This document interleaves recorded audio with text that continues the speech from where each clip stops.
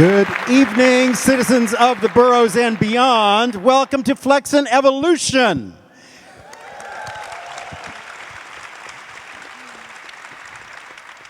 To my far right is, of course, Regg Roc, one of the founders of Flex. Hello. Yee. And we have to start everything off tonight, some powerful Americans. And thank God they're doing what they're doing with incredible focus and determination, because that's what it takes to do anything worth doing at this point. Want everybody to please welcome Danielle Sared from Common Cause. Common Justice. Common Justice, we're going to hear a lot about. Common Justice is something that we need to all be addressing. And I'd like to also welcome Donald Penny. Hello, from also the case coordinator at Common Justice. And of course, we want to welcome Khalil Gibran Muhammad, the distinguished professor of history, race, and public policy at Harvard Kennedy School. Right now, we're talking about and looking at and working for the reality of justice in America and the absolute promise of this country, which is equal justice.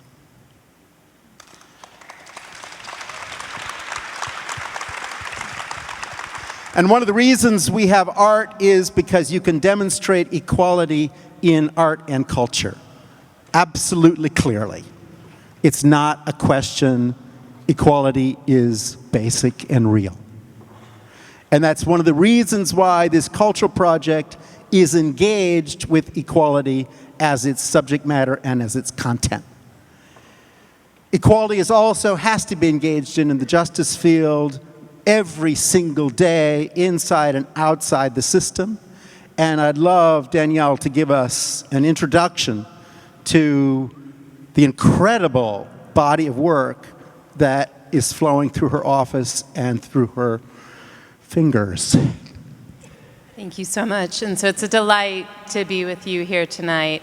I direct Common Justice, which develops and advances solutions to violence that meet the needs of those who are harmed, advance racial equity, and don't rely on incarceration. And both Donnell and I will speak more about that tonight, but we've had the great privilege of working together with Reggie and Peter and the Park Avenue Armory to curate this series of justice talks that precede each of the shows.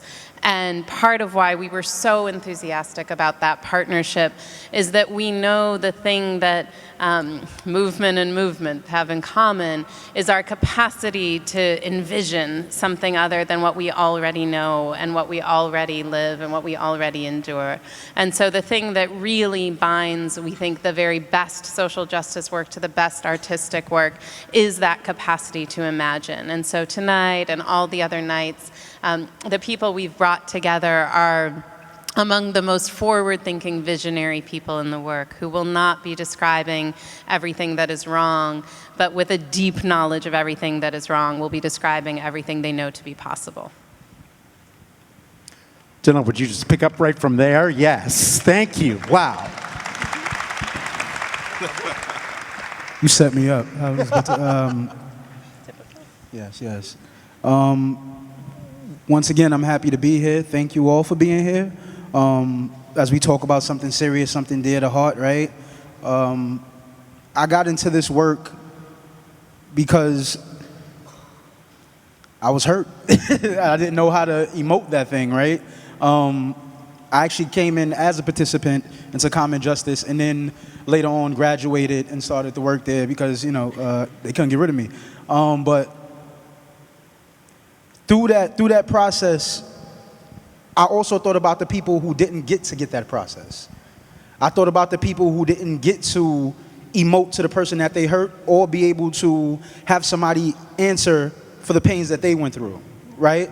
I didn't see my little brother who's locked up right now get the chances that I got to do better, right? And knowing that he has that same potential that I have. I'm no different from anybody else in my community and my neighborhood that deserves the same thing.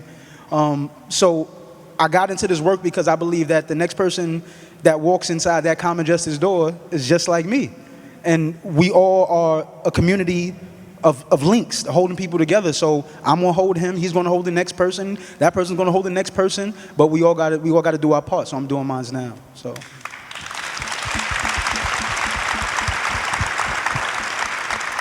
And Danelle, you've seen Regg Roc for a while, right? Reg, would you just step in there and say what it means to start becoming a dancer and becoming a dancer activist and take charge of your own life? Okay. Well, hello, everybody. How's everybody doing today? All right? Good. I'm glad you all came out. It's just to say, dance activist, right? That's a pretty powerful word, like this statement in a sense. So I kind of feel like this is more just something that I think I just have to do, almost. It's something that, it's like a call to action to what's going on in America, to what's going on in society, and what needs to be done. It's like holding the mirror to society and saying, hey, through our bodies and creating new vocabulary through dance, this is what's going on. So that's I think my go-through, my little go-to point. So it's more of a feeling that just has to happen, and for people to be aware of what's going on, because everyone is scared to, I don't know if everyone's scared, but everyone is just not having the conversation that they're supposed to have because of maybe, people get emotionally unstable sometimes when it comes to certain conversations, or people are just like, well, I don't know, I'm not going to talk about that because they're ignorant, but in a sense, it's like, when we dance and when we push out what we're dancing, we're just trying to just show people what that is and show people what that feels like. So. Khalil, you've just been addressing the system from within and from outside and then from inside, but you keep focused on pushing that system forward and making deep change. Would you just talk a little bit about where you are right now, and could you make an opening speech to Jeff Sessions? So I think in the little bit of time I have, I want to ask the audience to think about President Trump and take a little bit of a concentrated dose of all the anger that resides in him. And think about how he gets to express that anger. Think about all the resources he has to do harm to other people, to make people feel small, to be vengeful, to express whatever pain and whatever source it comes from in ways that people with far fewer resources, no standing before the law, don't have. And you've captured, I think, in as powerful a way I could try to use as a metaphor, the kind of work that I think needs to happen in this country. The problem. Powerful people get to express their power in ways that powerless people don't. And the more money you have, the more resources you have. Brian Stevenson says it brilliantly, that the rich and guilty escape justice in this country, while the poor and innocent are often roadkill. And if you can't live with that, if you can't wrestle with that, if you can't own, both in our contemporary moment and the long trail of abuses that represents our history, then I'd say you're probably in the right place tonight. Because it's precisely the multiple languages that are spoken here from people who do the work on the ground, people who've lived both ends of the spectrum of harm and doing harm to others, the advocacy community, and as well as the arts community. I'm from Chicago, but my story is not really a personal one. It's a story about having a platform, being raised in a very middle-class, educated home, and deciding that I wasn't going to use that to make as much money as I could. And that's why I'm here. Thank you. Danielle, Common Cause is actually just such a breakthrough organization, and the idea that justice should not actually be focused on recrimination and revenge and perpetuating suffering, but actually move through healing processes, and that, in fact, people who are both offended and offenders both need strong communities of support around them in order to bring their lives back into any kind of ability to be productive and centered and human. That's very, very powerful. Would you talk about starting that work in your life? And again, where you are positioning the organization now, do you feel different under the new Justice Department? Where are you?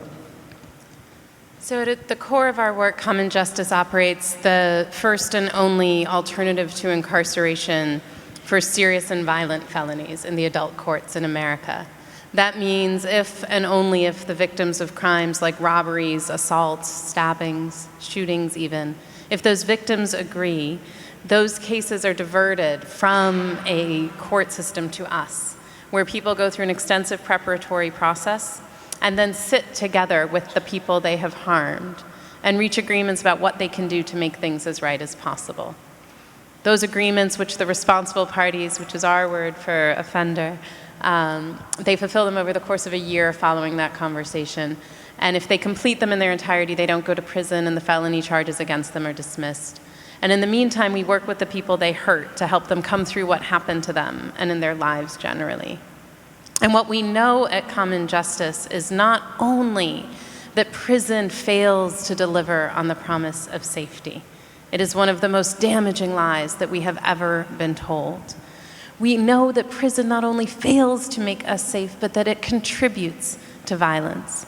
It does that because violence is mostly about structures and not individuals, and so it contributes to inequity. It contributes to instability. It contributes to poverty. It contributes to a difficulty in getting employment, in disrupting family ties, all of those things that we know to be structural drivers of violence. But we also know, as someone who has made it my life's work to try and end cycles of violence, we know the core drivers of violence are shame, isolation, an inability to meet one's economic needs, and exposure to violence. The four core features of prison: shame, isolation, an inability to meet one's economic needs, and exposure to violence. It means that as a nation, we have chosen as our sole response to violence something that has as its very core features exactly the things that cause violence. It's like trying to put out a house fire by throwing a Molotov cocktail through the front door. It is not what people trying to quell the flames do. And if we become honest about the sources of violence, it forces us to withdraw from our really horrifying attachment to mass incarceration as the way we pretend we will produce safety, and instead to develop solutions that are rooted in the extreme wisdom and pragmatism of people who have healed, who can tell us what makes it possible to come through pain, and who can lead us in the development of an entirely different way to respond to harm, in a way that doesn't meet it with revenge, but meets it with accountability, that holds people answerable in a dignified human way for the harm they have caused to another human, and fortifies rather than breaks the kinds of links that Donnell described. Thank you so much.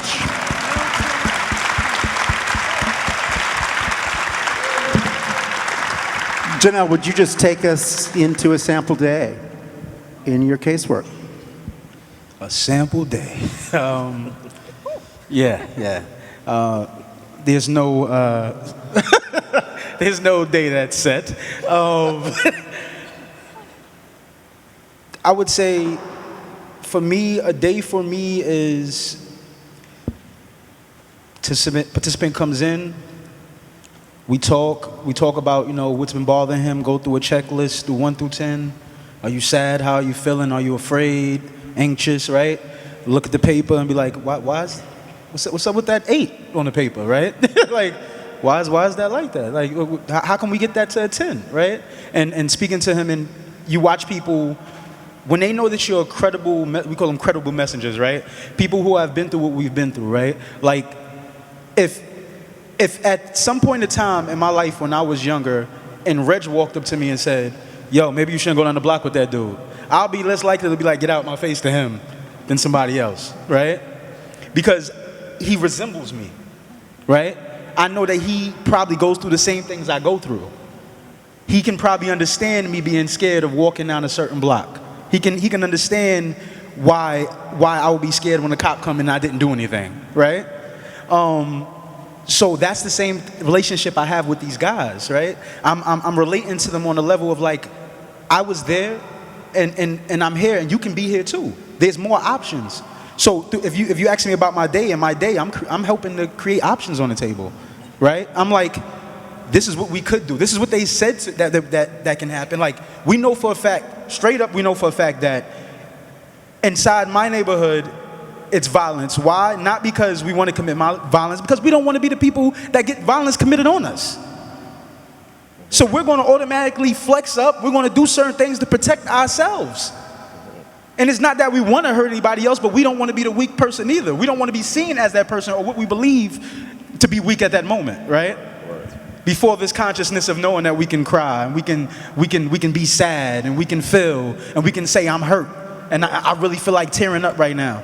That's the thing I do from day to day. I create that safe space so that a person, these young men and women, can come there and have that. And when you're able to do that, you're able to give them a chance to process something. If I was to do that in my neighborhood, not now, of course, I have friends in a circle of positive people, right? I've learned what positive circles are, right? And I want that to feed me, and I want to feed that thing, right? But at one point, there was times where you couldn't cry around somebody. You're a sissy. What you're doing? You're a punk, right?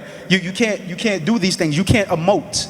You can't do these things, right? So I'm all about, in my day, I'm all about getting them to emote. I'm getting them to feel. I'm getting them to have those options when outside they feel like everything is attacking them and on them in a certain way. So really, my day is just about throwing those options on the table, the same way they were thrown for me.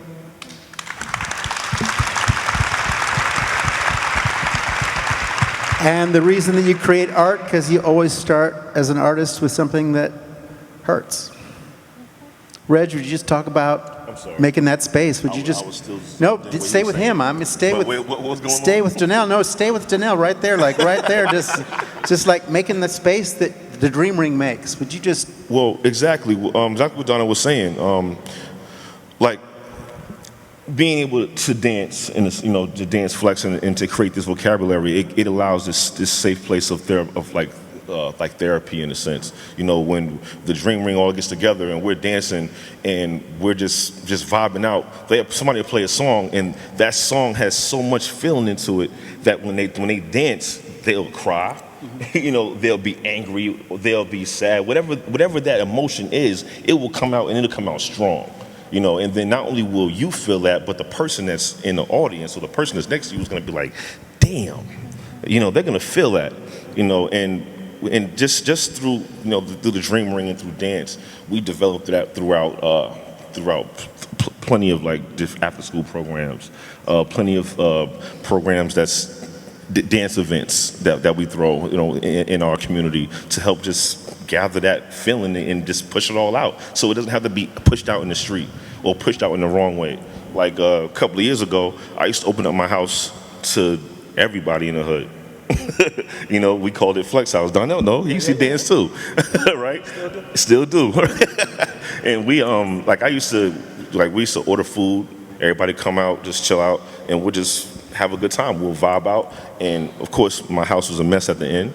But it was like 40 or 50 people, and we all came in. It would just be that safe haven for that.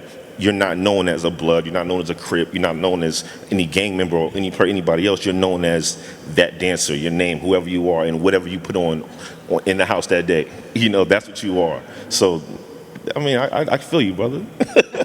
That's what it is. A day-to-day thing. Go for it. So listening to Donnell and Reggie now, some really strong feelings came to me, and I wanted to share them. So I think a lot about powerlessness, and particularly the fact that what they both expressed in many ways were forms of therapy. You know, the first act of agency for many people is speaking, and that can take many forms, oftentimes through voice, but also writing, other kinds of socialization and dialogue. And I think in so many ways, the power of collective guilt ascribed to Black people completely erases the individual voice, the individuality, the necessity for expression. So I'm looking at a somewhat affluent community, by my best guess, if I had to put some money on the table.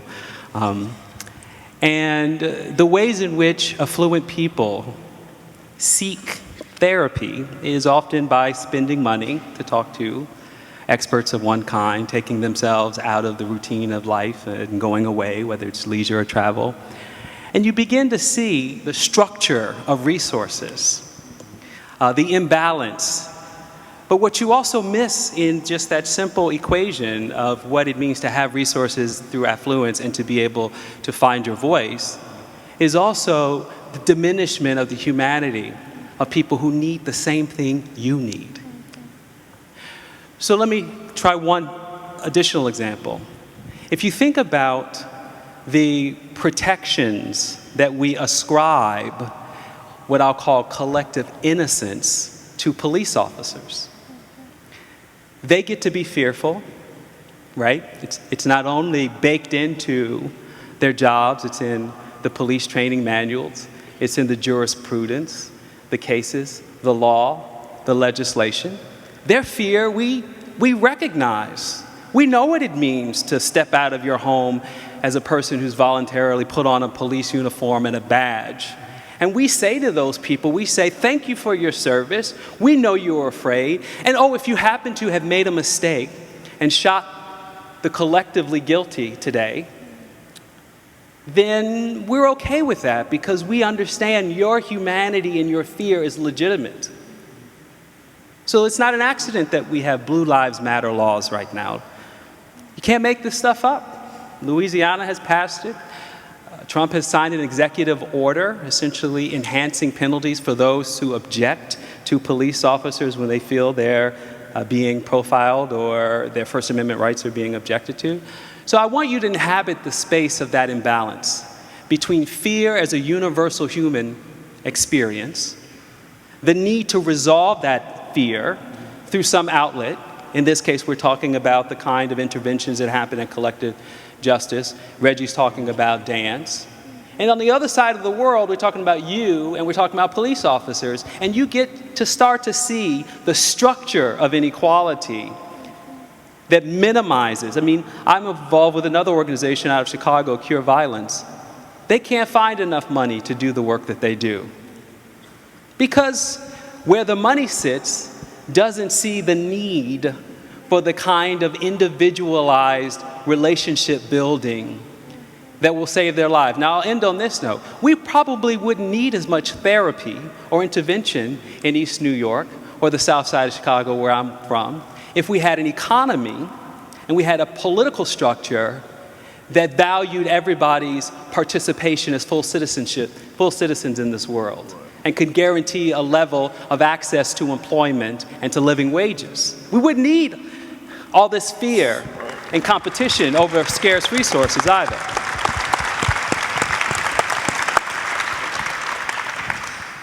Thank you so much.